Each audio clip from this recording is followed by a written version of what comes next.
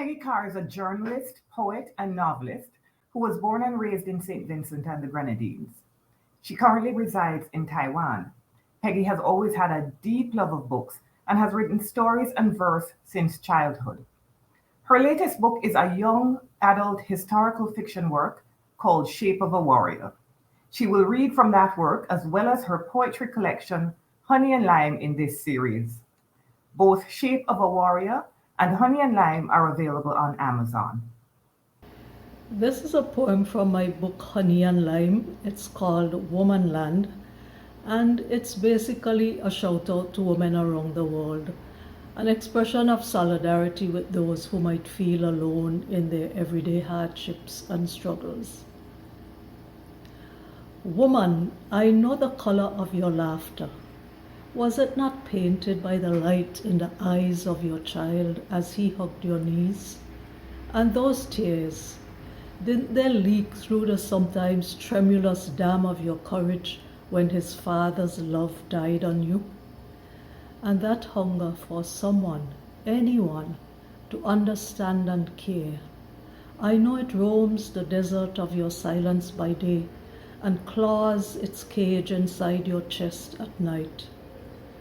Did I touch your hands? Maybe not, but I know their trembling magic of coaxing sparse, ephemeral dollars to cover the ever-bulging needs of loved ones.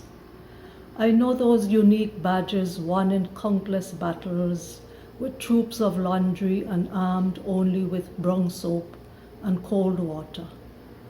And how often those same hands, like robust yang trees, have soaked the night in sweetness and fitted it snugly, inch by inch, upon a lover's frame. And haven't you shyly turned the pages of your inner soul for a bright-eyed man who looked and laughed excitedly because he thought they'd make good paper planes? Yet you'll turn those pages again one day and hope that this time this one is literate.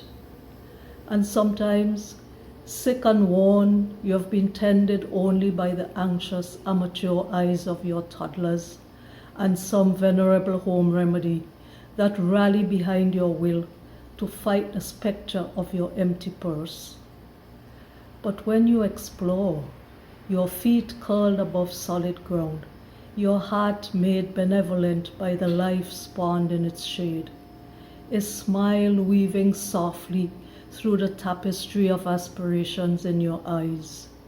Do you know that you're a creator of worlds, of dreams, of children to fill them? You see, I know you think you're in a strange, harsh land, but this is woman land.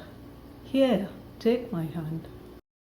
I'll now read an excerpt from my latest book, Shape of a Warrior, a young adult novel set in the Caribbean in pre-Columbian times. It's a story of the indigenous Kalinago people, also known as the Kalina. It focuses on a girl named Urubi who struggles to fit into traditional village life on the island of Hyrule. Her best friend is a shipwreck survivor, a strange boy named Alu, who has his own challenges coping in the battle-centered world of the Kalina warriors. The excerpt I'm about to read is an exchange between three teenage friends, Urubi, Alu, and a boy named Pipo. So, you are near the end of your training and soon you'll be warriors, sailing away ever so often in the big piragas to other islands, Urubi said. And I'll have to wait and wait until you come back to hear about your adventures. Alu sank down next to her, drawing up his legs and resting his chin on his knees. Urubi picked up a twig and began tracing his toes like they used to do with each other when they were children. Perhaps if I had my own boat, I could go places too, she murmured. Girls don't own boats, said Pipo, his voice crackling with laughter. I could have one if you'd both help me to make it, said Urubi, her head still bent over Alu's feet. Why do you think so much about boats? People said. His laughter seemed to have dried up. Because I like them, said Yurubi. She tickled Alu's toes with the twig and giggled when she saw them curling. But don't you think about things like weaving hammocks and making jewelry? People said. Yurubi dropped the twig and straightened up to look at him. She could feel the heat rising in her face. Why do I have to think about things like that? She said. I do them every day. While I'm doing them, I think about boats and weapons. People's mouth fell open. Weapons too? Yes, weapons. Sharp ones. Arrows, knives, spears, axes. Yurubi's temples were throbbing now. But you're a girl, said People, his voice rising. What's going to happen when someone takes you as a wife? Yurubi saw Alu start as she jumped to her feet.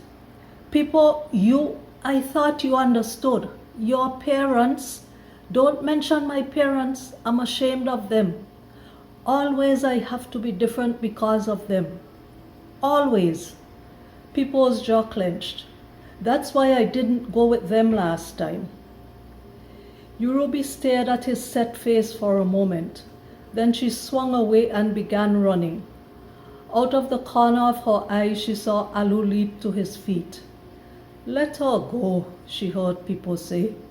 When women get angry, you have to leave them alone for a while. Yurubi gritted her teeth and ran faster. A swarm of insects followed her, humming People's words around her head. But you're a girl, but you're a girl, but you're a girl. Go away, she shouted.